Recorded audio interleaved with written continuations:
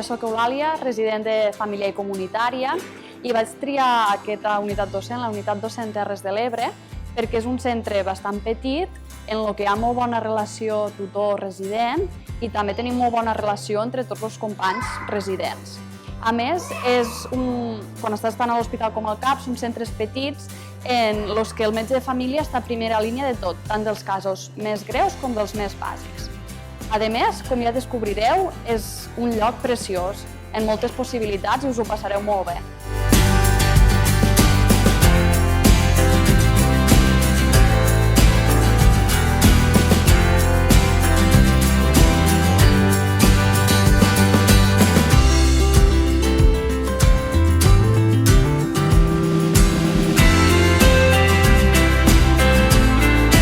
En cuanto al idioma, yo soy gallego, no he tenido ningún problema con el catalán, así que no os dé miedo venir por el idioma.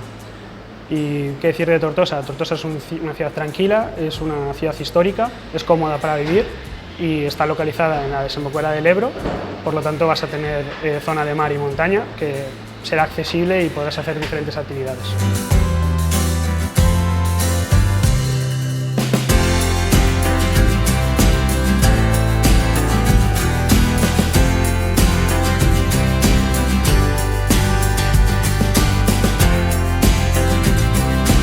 Aparte, quiero deciros que nosotros tenemos un proyecto de investigación territorial y esto es muy importante porque ayuda a, sobre todo, reforzar la actividad científica que tiene el médico de familia.